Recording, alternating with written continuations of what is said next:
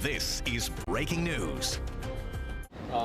We were denied access. Previously, we had, even though we are allowed to show up unannounced by statute and we must be allowed in, we gave advance notice that we would be coming this morning, and they still denied our access.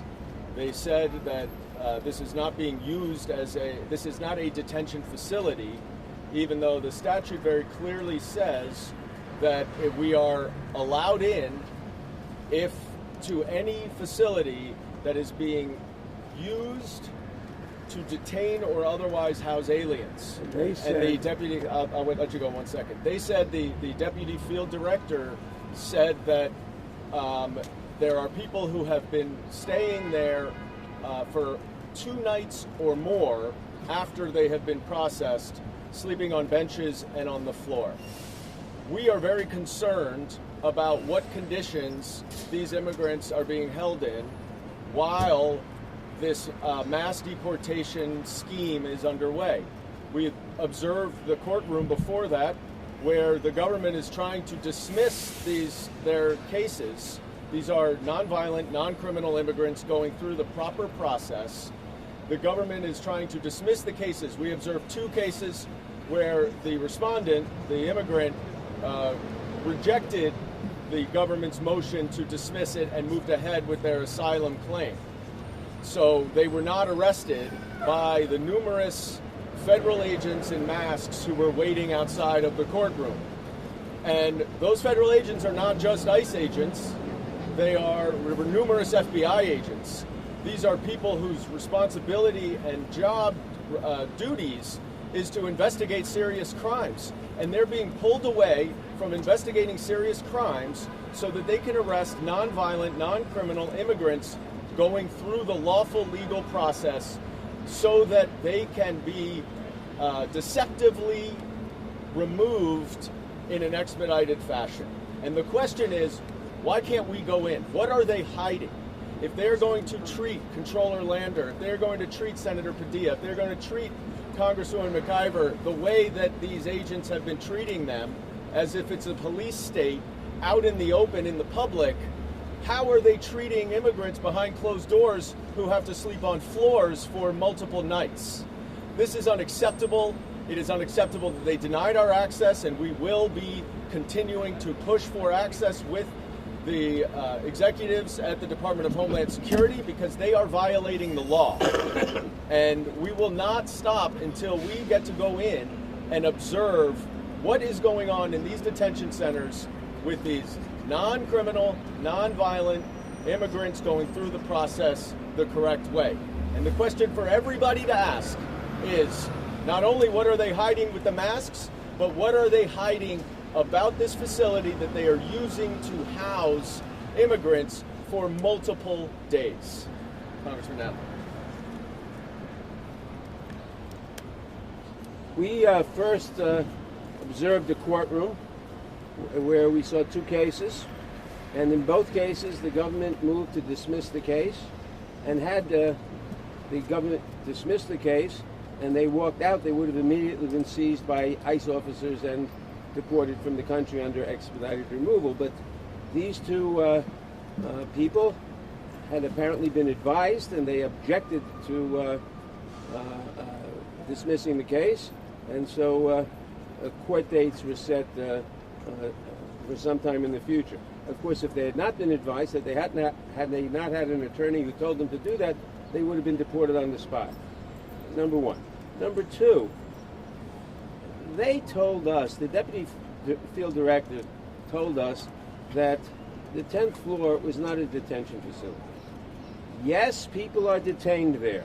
Yes, they stay there for 1 or 2 nights or 3 nights, staying, sleeping on the floor or on benches.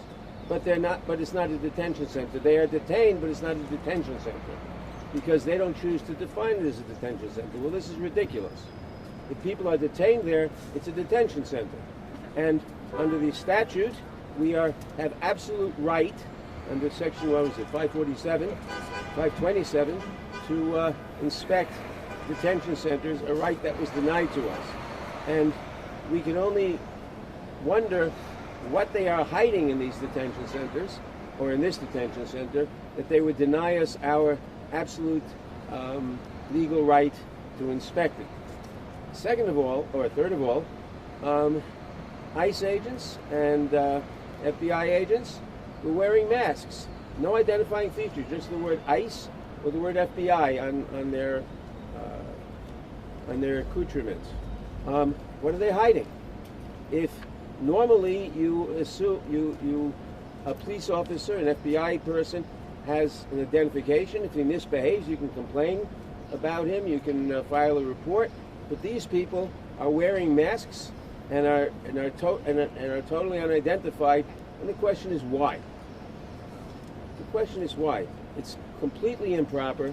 And again, one has to assume they're hiding something, or they're hiding misbehavior, because otherwise, why would they be wearing masks and denying their identities?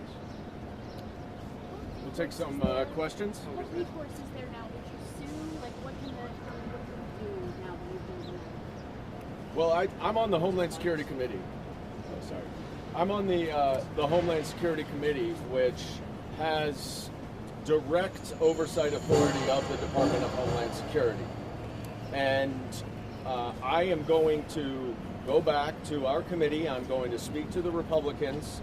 I am going to ask them to make a joint request that the Department of Homeland Security and Secretary Noem direct this office to allow us to inspect it under this authority, because it is being used to house illegal immigrants, which is what the law requires. You don't know. Okay. The answer is that we will start by escalating it up through the top.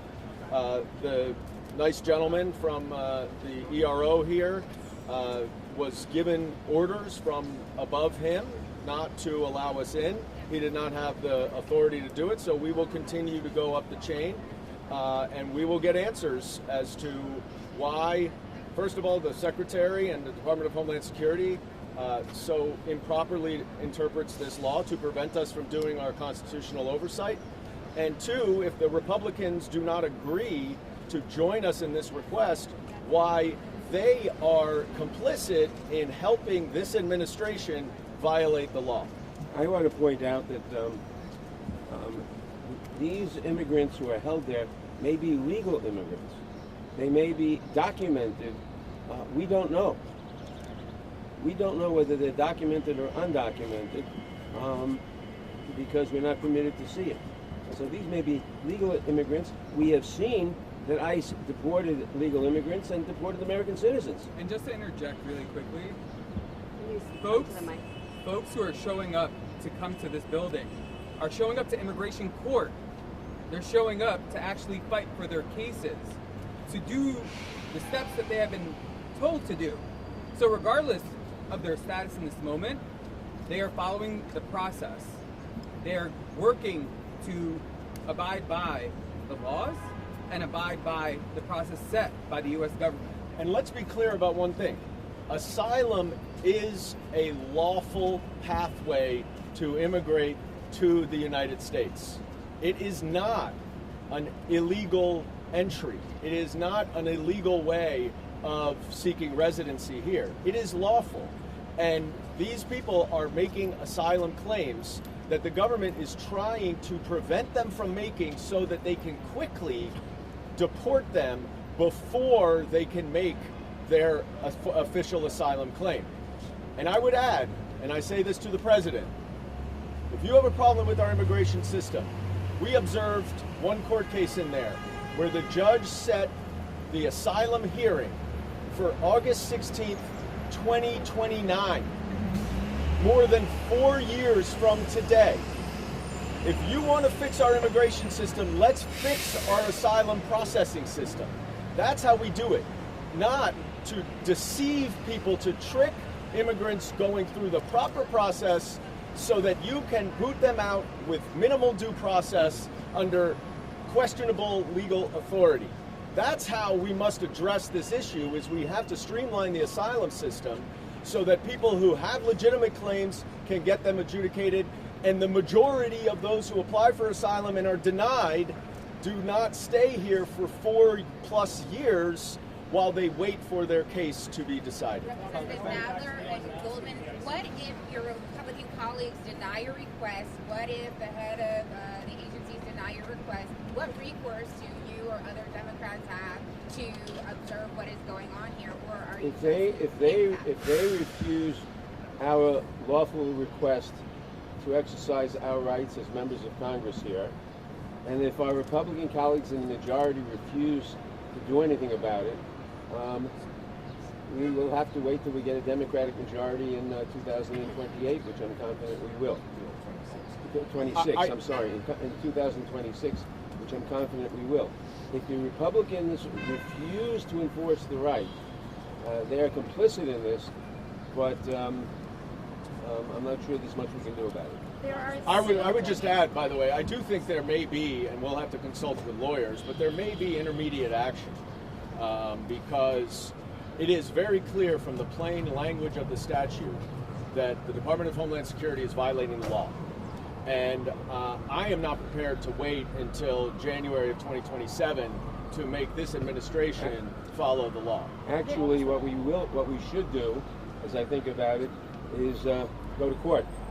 We should be the plaintiffs to enforce our right, and the court will hopefully enforce our right to do these inspections. Yeah. So we don't have to wait till 2027.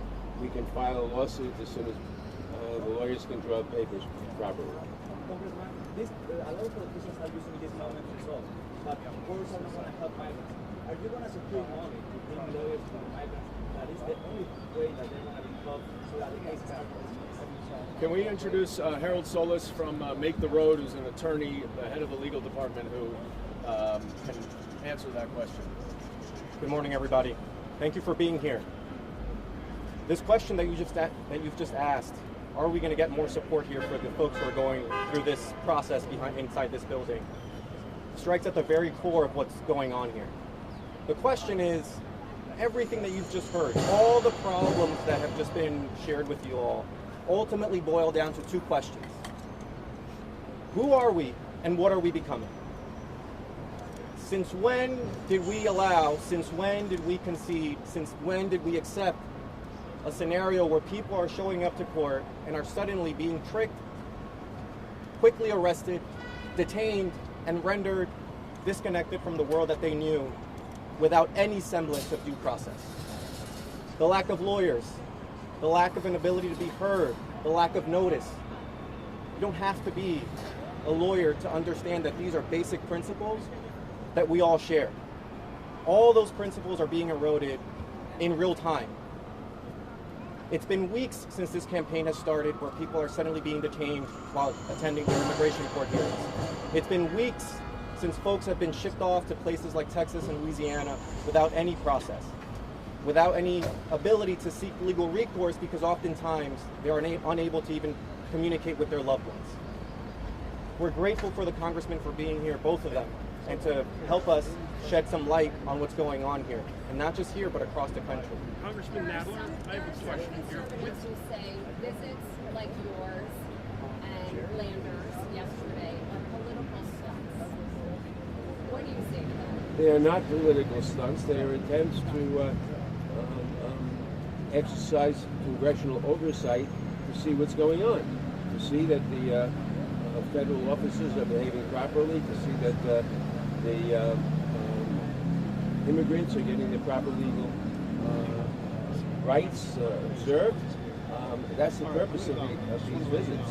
I would add, the reason for constitutional duty to conduct oversight is to bring transparency about what any administration is doing as it relates to the execution of the laws and their duties.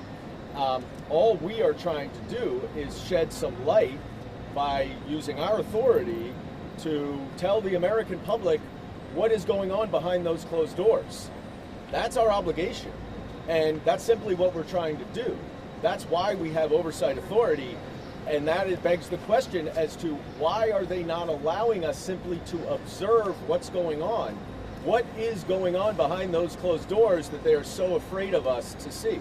What are they hiding? Are you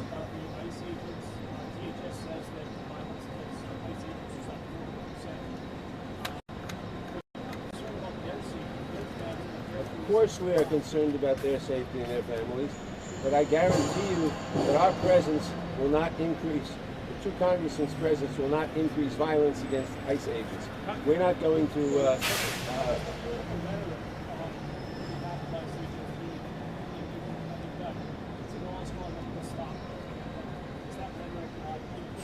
No, but that's because they're wearing masks. That's because if they aren't wearing masks, like law enforcement agents don't wear masks. Law enforcement agents take a risk in a dangerous job. These are nonviolent civil cases of immigration. These are not violent criminals. These are not arrests, criminal arrests. And those are far more dangerous, and those people who they're arresting are far more dangerous. And they don't wear masks when they do those arrests. So it is not a function of danger that they're wearing these masks. It is a function of intimidation, that they are trying to scare not only the people coming to court, but the entire immigrant communities that come to this country to seek the American dream, as so many of our ancestors have. It's kind of striking that you guys. Can you talk about whether you sort of see these confrontations that are happening, not just here in New York City yesterday with the comptroller?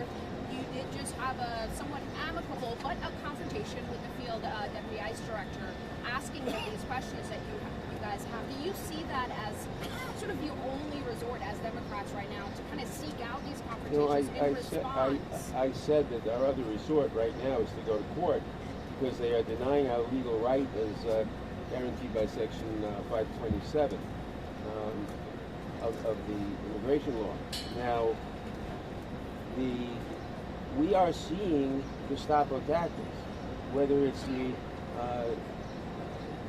shackling of Controller Lander or Senator Padilla, who's simply trying to ask a question of Secretary Noem, or when the ICE agents broke into my office and shackled a young staff member in my office and took her to the jail downstairs.